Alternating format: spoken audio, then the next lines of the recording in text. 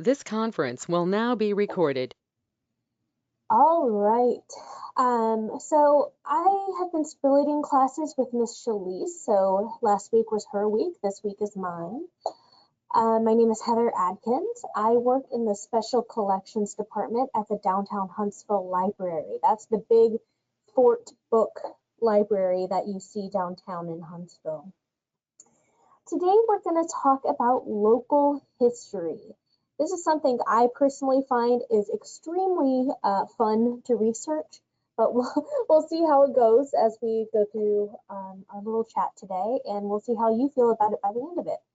I named our class Resource Librarians in the Mystique of Local History. I said Mystique just kind of as a little joke to myself, simply because when you're in school, when you're in middle school and high school, what you learn is social studies and general history classes. So you learn broad history, as in you learn what happens to the entire nation or internationally or to a specific country. You don't necessarily learn about what happens in individual little places. So local history is what we'll be talking about today and kind of trying to flesh out what that means.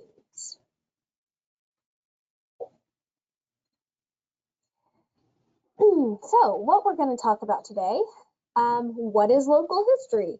We're going to look at a definition and we'll look at some examples, and we'll try to figure out together what local history is. We'll also figure out how to take a broad topic and narrow it down to a local history focus.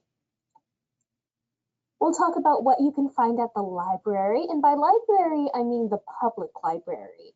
It's entirely possible that your school libraries will have a lot of the same resources, but it's possible that the public library will have different resources as well. So we're going to focus on resources at the public library. And we're also going to talk about a couple online resources. These should be things you should be able to access at home on your computer. Okay, what is local history? Very simply, local history is the history of an individual community. This is in comparison to history on a national or international scale, like what you typically learn in school. And it can mean multiple things. It can mean your neighborhood. So like in Huntsville, we have neighborhoods like Blossomwood or Five Points. It could mean a city or a town like Huntsville or Madison. It could mean a county like Madison County or Limestone County, any of the surrounding places to here. Or even a state. So the state of Alabama could be considered a local history depending on what you're researching. And the same could be said for a region. So if you're looking specifically at the South, that's more of a regional history, but depending on what you're researching, it could also be considered local. It really depends on what you're looking at. So why study local history? I mentioned this is one of my favorite things to study. And it kind of comes down to a couple things. First is, I don't know if you've heard this phrase before, but history is written by the victors, which means that the dominant theory of history prevails and may stifle other versions or perspective of the same history. So picture it like you have two sides battling in a war. The winning combatant is generally going to have a version of the war that is triumphant and glorious and, oh, look at how we beat this other side. Whereas the losing combatant may have a completely different perspective of the war because they lost it and they had to deal with setback after setback. So you get these two different sides of history, and studying local history as opposed to like a broader general history is kind of like that, where you're taking a look at a slightly different perspective on a generally well-known topic. Similarly, what may be true in one community may not be true in another community. So you're looking at possibly two cities side by side, and figuring out how the same event affected them differently. And I have a few examples of this. So let me ask you this. This is going to be our first, if you want to drop an answer to this in the chat, you can. In the 17 and 1800s, and we're talking before the Civil War, did farms in the North and farms in the South operate in the same way? And if you have an answer for this, you can go ahead and drop it in the chat.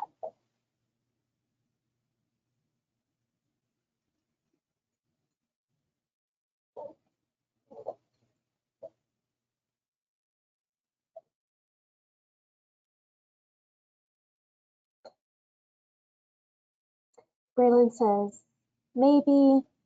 Someone says, no, they did not. Awesome. So usually when I ask this question, the main thing that gets brought up is the concept of slavery.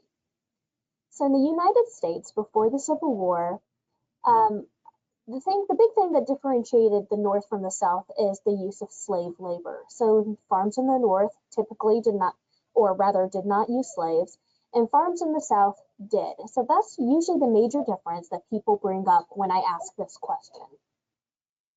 So knowing that, that's something you will learn as a general history question. This question is more of a local history question. Did all farms in the South operate the same way? And if you think you have an answer to this question, you're welcome to drop it in the chat as well. All right. Someone says yes. So, funnily enough, or even not funnily enough, oddly enough, when you're in school, you're taught that all farms in the South looked and operated the same. And you know what? A lot of them did. But a lot of times it depended on, if someone says no, some grew cotton and others grew tobacco. That's true. There were different crops people grew. So farms differed in a lot of ways. They differed with the crops they grew, like one of our students pointed out. They differed with the size of the farm and how wealthy the farmer was. So all of these things actually influence what kind of labor the farms had. So our first question, we determined that North versus South farming habits largely depended on whether or not they depended on slave labor.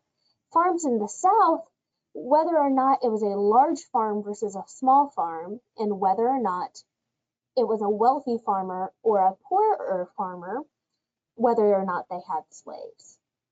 Exactly. One of our students just said it also depended on financial status and number of slaves. So if you look at farms in the South, size of farm, personal wealth determined what kind of labor was needed.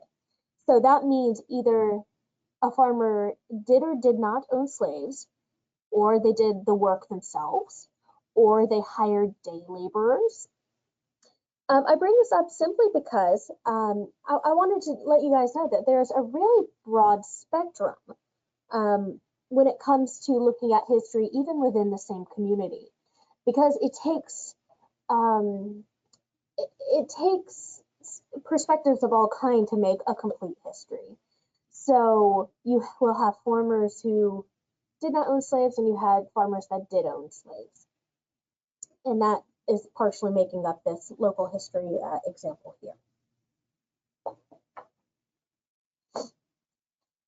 So you can start to see with these examples how different details affect different communities.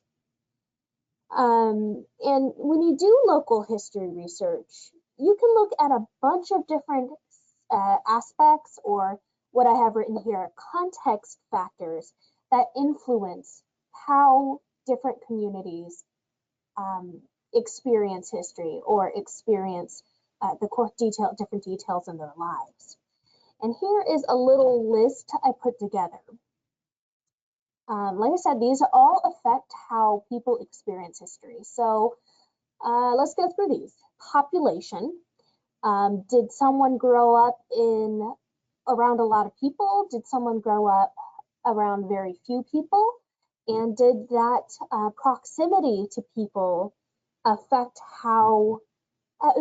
their outlook? Race and ethnicity. These two will definitely affect how you experience history. Like we were using with our slavery and farms example, you'll have white farmers and people of color will experience how farming was executed in very, very different ways. Speaking of which, labor and work, are you doing farm work? Are you working in a factory? These kind of details for labor will also affect how you experience history. Femininity, masculinity, and gender. These are big ones. There's a large portion of both general and local history that focus on women's history. History from women's perspective, history from men's perspective. Family is up here. This is kind of an interesting one because the concept of family has changed over time. What a nuclear family looks like. Is it 2 children and 2 parents? Is it a man and woman as parents? Is it not that? So the family has changed over time, and depending on what your family is, looks like, functions like, it can change your perspective as well. Education, how available is it? Is it public education? Is it private schools? Is it a religious institution? Is it secular? These can affect your perspective as well. Urban and rural, this kind of goes along a little bit with population. People who grow up on a farm or out in the country are just going to have different experiences than someone who grew up in the city. Religion, there are what seems like 500,000 different religions out there, and that will definitely influence an individual's personal thought train and belief system. Similarly, politics will do that as well. Think about it this way: if you have a certain political belief system or religious belief system, and that's different than the people around you, how does your perspective change in comparison to everyone else's? Versus if you have the same as the group of people around you, does it mesh better? Does it have more of a hive mind effect? Stuff like that. Legal system can certainly affect local history. There are a lot of different legal systems around, and even in the United States, the legal system is somewhat fluid in that it's not always applied in the same way in different instances. Military, yeah, one of our students just said, like, people in the country saw COVID differently from those in the rest of the country. That's a really great example. Military, imagine you, maybe some of y'all are part of an Army family that moves around a lot, or maybe not. You're going to have a different perspective if you've lived in either on an Army base or in different Army bases around the country versus if you haven't. And economics. This comes back down to the idea of wealth and how wealth influences our experiences as well. So I bring up all of these context factors because they influence personal experience and therefore alter how local history is kind of formed. But these are all things you can look at when you're trying to bring a broader topic back down to a local history topic. Do we have any questions so far?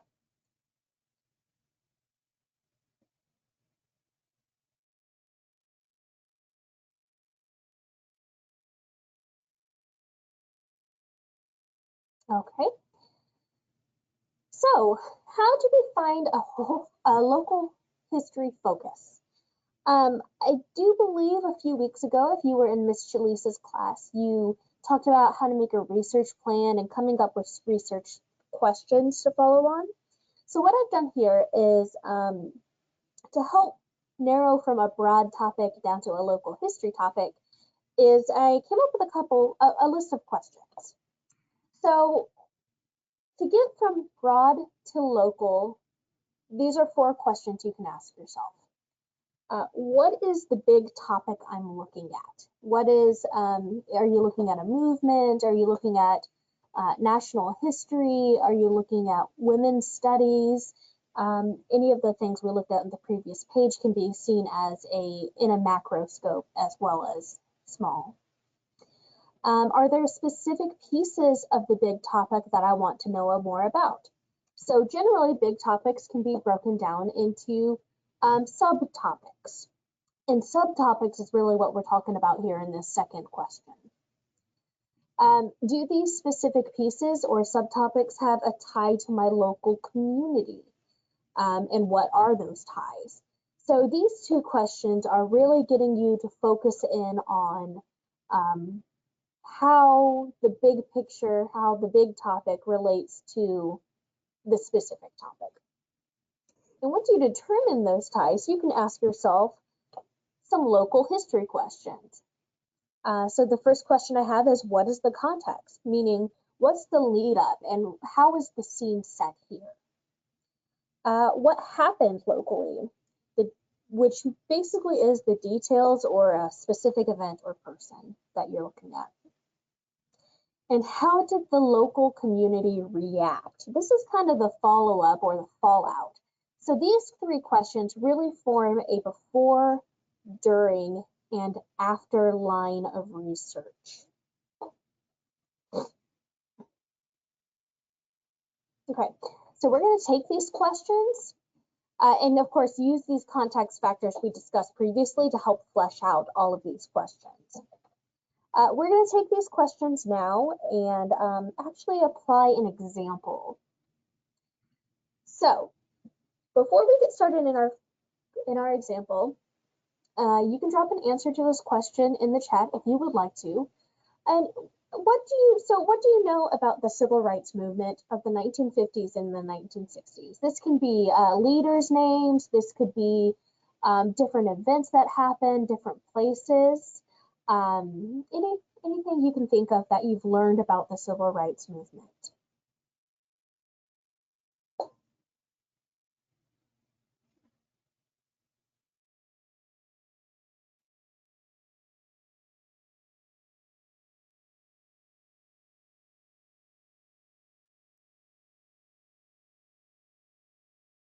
All right, so let's go through our questions, starting with that first set, the broad topic questions. So what is the big topic I'm looking at? In this case, it's the civil rights movement in the 1950s and 60s. It's exactly the question I asked. From there, you ask, oh yeah, one of our students says there were marches. Yes, there were absolutely marches. Our next question was, are there specific pieces of the big topic? So those little subtopics that you're looking for. And that includes things like marches, sit-ins, boycotts, any type of protest that went on. There was also things like school integration, and you might know the names Rosa Parks and Martin Luther King Jr. Yeah, someone just said segregation is a good subtopic. It is. Segregation and integration is a big, big topic within the overarching civil rights movement.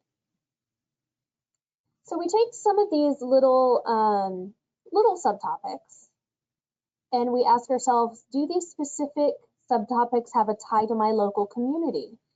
So you're asking yourself if you're looking at the national leaders like Martin Luther King Jr., then your next question should be, who is the local leader? Or what is the local organization? And if you're looking at things like protests or marches, boycotts, anything like that, your question to follow should then be, what were education and protests like locally? And here's one answer to one of those questions. What are the ties? So if Martin Luther King Jr. is the national leader you're thinking about, the local leader in Huntsville would be Reverend Joseph Lowry. He was a big name here in town with regard to civil protests and the legal system as well. All right. So did you see how we got from big to little and specific? When you ask yourself these questions and you start answering them, you're taking your original question, which is, I'm going to talk about the civil rights movement of the 1950s, from something broad to something specific. So now your question is, I'm going to talk about how Huntsville, Alabama integrated schools and businesses during the 1950s and 60s civil rights movement. So you've got the big topic, which is the civil rights movement, the subtopic, which is integrating schools and businesses, and the place, which is the place being the local history, which is Huntsville, Alabama. And once you've done that, you can actually move on to your local history questions. So that second set of questions I gave you. That first question was, what is the context? That means, what is the lead up? What is the scene setting? And some things you can ask yourself during this is, why did schools and businesses need to integrate? Why were they segregated in the first place? What were the politics and economics like locally that may have influenced integration? And what were the demographics surrounding the schools and businesses? So were the schools and businesses located in predominantly Black or white neighborhoods? Stuff like that. And this is where your context factors really, really come in. What happened locally? So this is what I'm kind of dubbing the during part. Did Huntsville schools and businesses integrate earlier or later than the rest of Alabama? And this is really a fun question because I don't think it's as much general knowledge, but actually Huntsville's public schools were the first to integrate in the entire state. And I always like to drop that fun fact in there. Did they integrate before or after the rest of the United States? I believe Arkansas had the first public schools that integrated, but I would need to check that before I say for sure. And how did they finally get integrated? And what were the politics and pushback and support behind the integration in general? And looking at the context factors will help you guide these questions and get context as well. And finally, how did the local community react? Were people for or against integration? And who was for and against integration? Because it varies widely. What did people do in the wake of integration? Were there protests against? Were there protests for? Did schools actually integrate, or was it a longer road than the law just saying, yes, you should integrate the schools? These are the kind of questions you can start asking and getting answers for in a local community. Do we have any questions about what local history is before we move on to resources?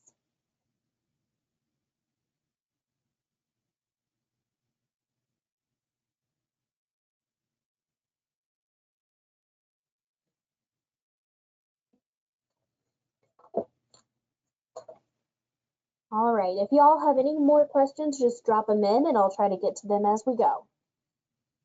So, first we're going to talk about resources that are at the public library. And like I said before, there might be resources that differ between the public library and your school library. And today we're specifically talking about the public library. So we're going to go to the Huntsville Library's website, which is hmcpl.org. I'm going to go ahead and click on our picture here so I can open up the website. Here we go. So keeping those sets of questions in mind, the broad set of questions and the local set of questions, you can actually use our online catalog on the website to find answers or find resources to answer both of those questions. So if you look up at the top right-hand corner of the website here, you'll see the search bar. Make sure when you start your search that catalog is highlighted.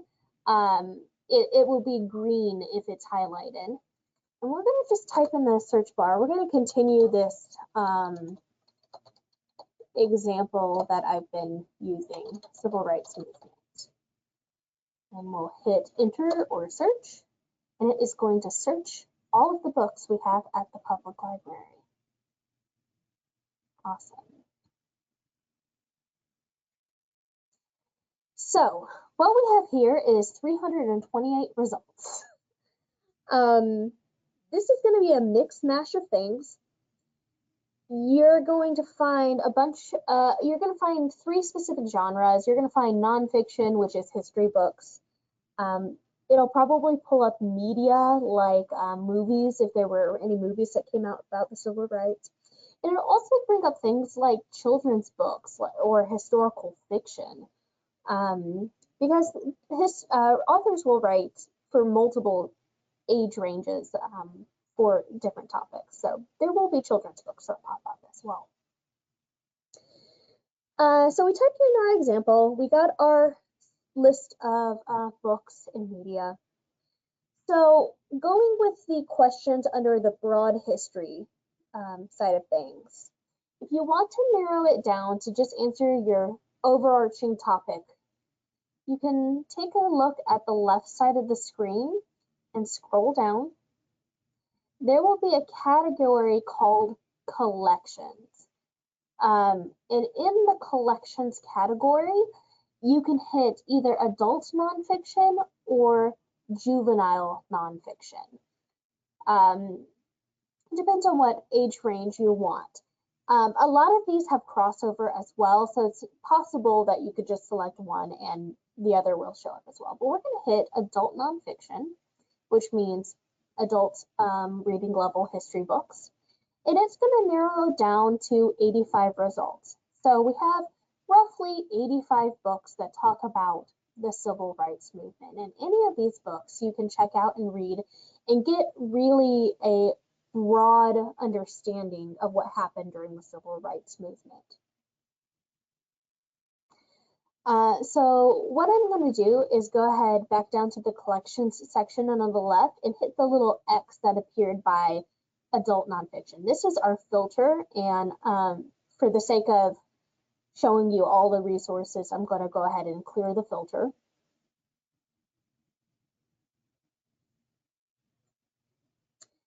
Okay, so now that we have the filter clear, we have our 328 results again. That was, nonfiction is good for broad questions. If you want answers to your local history questions, you can go back down to the collections page again. There is a show more option, and you'll click on that. And in the show more options, there is in fact a local history collection option. So we'll select local history collection, and it narrows it down to just 8 results. Generally, there will be fewer local history results than nonfiction. But being in Alabama, we have a kind of an odd exception to this. There are so many instances from the civil rights movement, like Rosa Parks and the Montgomery bus boycott, the March on Selma, and Governor Wallace's stand against school integration. All of these things make the papers and make the books for the overarching topic of civil rights movement history. However, since they took place in Alabama, they could also kind of be considered local history depending on how you're looking at it, because we live in Alabama. And if you just want to see what the civil rights was like in movement was like in Alabama, these are going to come up. But they're also going to come up if you look at just the broader history as well. Before we leave this, there is just one little technical thing to look out for. If you're at the public library, particularly downtown, Nonfiction books are books that you can actually, there's a small difference between some books and others. The nonfiction books generally you can check out of the library, but the local history books you cannot. So when you're doing searches and you go to the library, make sure you double check with a librarian about whether you can check out a certain book or if you'll need to read it at the library. The grand majority of it you can check out, but some of them you can't. A good rule of thumb for this is if a book comes from the 3rd floor of the downtown library, you cannot check it out. But if a book comes from the 2nd floor of the downtown library or any other branch, you can check it out. And like I said, you can just double check with your librarian about these. Oops. Let's go back to our slideshow here. Here we are. So let's talk a little bit more about the Special Collections Department. I said at the beginning of this that I work in the Special Collections Department, so does Miss Shalise. It's on the 3rd floor of the downtown library, and it's the only department in the entire public library that you can't check out books from because our books are rare in nature, meaning you can't get them anywhere else. So we like to protect them a little more. But we specialize in local history of Huntsville and of Alabama. So I said you'll find books here, but we have some other resources you could find helpful as well. One of those is called vertical files. These are literally just file folders full of information. We have several thousand files on different subjects that you can look through to find info. They're kind of like encyclopedias, but for local records. They're usually a mix mash of things like newspaper clippings, brochures, photographs, anything a researcher has found and donated to the library to keep in these subject files. So those are vertical files. And they're arranged geographically then alphabetically. So if you want to know about Huntsville, something about Huntsville, you can go to the Huntsville section and then look up the topic alphabetically. Something else you'll find useful, maybe, is our collection of newspapers. We have nearly a full run of Huntsville Times newspapers, dating back to, I want to say right around the Civil War. I could be wrong about that, though. If you took our class a couple weeks ago, when we were talking about primary and secondary resources, you'll know that newspapers can be used as both primary and secondary resources. So, yeah, it's just a fun thing you can start researching in, and our librarians can help you get started with that kind of research. Finally, our biggest resources are librarians. They are undoubtedly the best resource at the library, and I'm not just tooting my own horn here. I'm talking about all of our librarians. They know how to get you the answers you are looking for, and they can point you in different directions for your research and help point out things that you may not have thought about yet for your research. Anybody have questions about resources at the library before we talk about our next thing?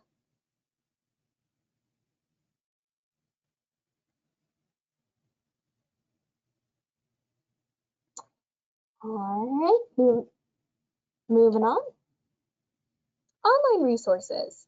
So these are outside of the library and things that you can look at online and at home if you have a smartphone or a computer or something like that. The first is the Encyclopedia of Alabama. This is a really great source for finding just general history facts. It's a really good starting point if you want to get a broad overview of a subject, as well as some directions to go in with your research. All of the encyclopedia articles are written by Alabama historians and other historians with subject expertise.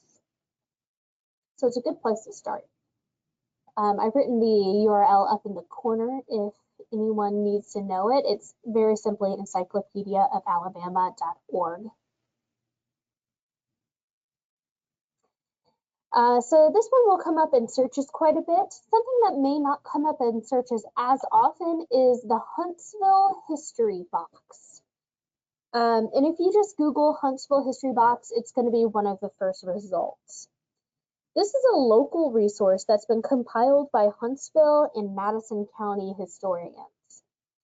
They have a lot of primary source material, like scanned records from the local archive. So you'll see like Madison County Record Center and all of those, and the Madison County deeds, taxes, all sorts of stuff.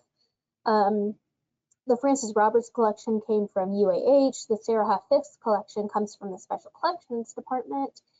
And things like the Huntsville History Collection and the historical markers come from the Historical Society.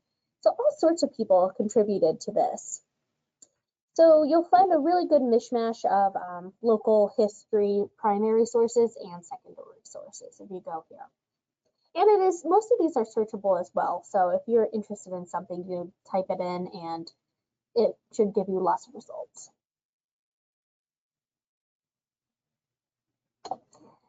So by way of wrapping up, you can write about national or broad subject history if you want to. There's absolutely no problem with that. And that's what you're mostly going to learn in school anyway.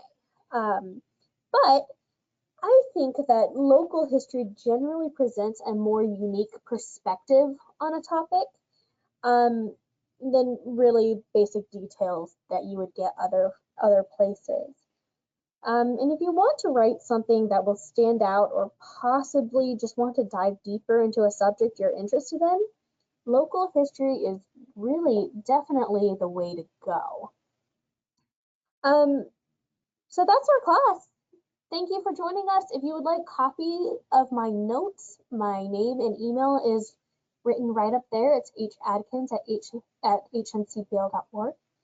Or if you have a history question or just want to know more about something, you're welcome to email the Special Collections Department as well. And I've gone ahead and written the department email up there, hhrdept@hmcpl.org. Thank you for joining us today, and I hope you have a wonderful day.